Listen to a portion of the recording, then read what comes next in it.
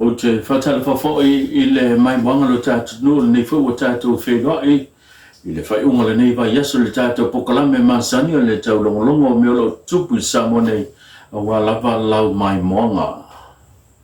Mai le matanga luenga o leo I to ono nisi ua tā fia le matanga luenga I le FF nei I se lato o so wha inga sa whatau tia lea I le awhio anga malie ma le awhio anga lea waa. Ua whailoe se pepo whamtalanga le matanga ruenga o leo le lato whatau tinga leo se o so whainga le whaiunga le neiva yaso lea na tau fia mai lato nei e to ono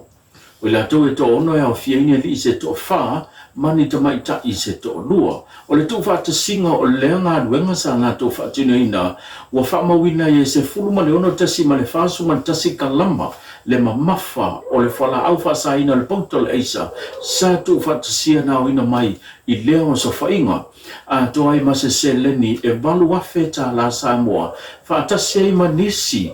o a upenga e le whatanga ina po la au malosi o ututau fo I ele mwhai o na whatanga ina I te tono le atunu o whapea telefoni manisi o masini whatang krosi ele I whailoa le matanga luenga po a whio le atula e la tu I o tau whio I luma le whaamsnonga e tali o la to monianga o le umio a upenga le whatangaina a toa ma whalau whaasaina o le aisa. E tasi ma le 2 miliona le tau a toa o le hola koleso a vele na umusai le whaiunga o le neiva yaso. Le tala au tua ngā ruenga sa sau noe le presidente o le maftanga whaia onga mamatua le PTA o le whaipule le fionga tanga loa tele poloa. Na ia sao noe whapopula in hai le tala ato le nei ngā ruenga sao noe presidente. E tusa male ono se la wafe le foa I tupe na whaamea lofa mai le malo I Ampani lea na amata whaanga yo iai le nei ngā ruenga. Na ia sao noa foi na amata mai le dua fe suma le fito o na afo fua matape na pena mwhatu langa leanga ruenga leo whaamae aina I le so. O le fionga foi le sui pale mia. O le malo le fionga tuala te vanga Iosefo Ponifasio na sao noa I le whai masui o le malo e momoli le sao noanga autu e tusai ma le nei wha moe na umusa ina I le whai ungo le nei wa yaso. O le fonga whetalai le fionga pali li o te eu ma se pau o se tasi sa whawhai le fo ilona soifua o onga I tonga koliso avele o ia lea sa ia o otina le ripine e te talahalo I ai le nei ngā luenga tele o whao ngā ina mō alo ma whanau o lo whawhai lele te tono kolisio a vele.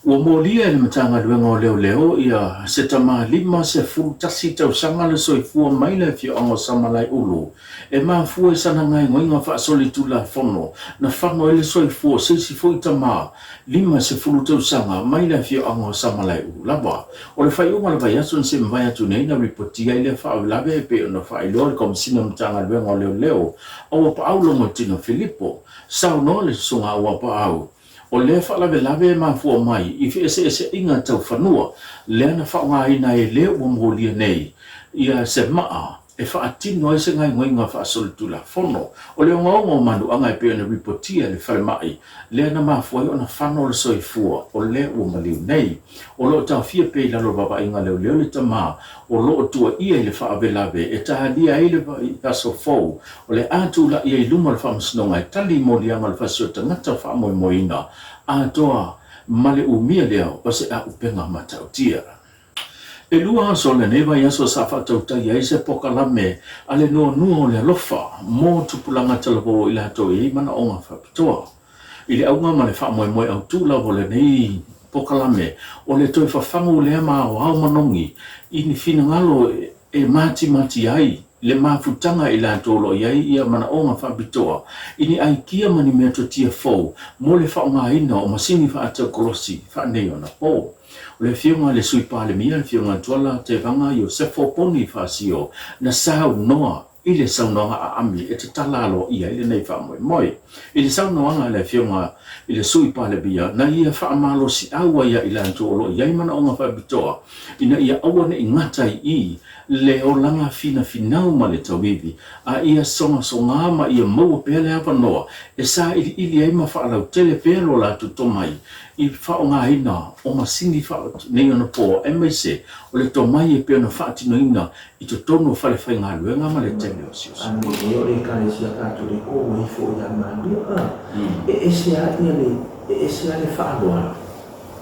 e se le mea ka o le ifo anga e le e lua upu mai e le mea ka o le veneration e le mea ka o le worship o le upu la leo le worship ia o le upu la e kasi a le tangata e ave nga o le atua ai o le veneration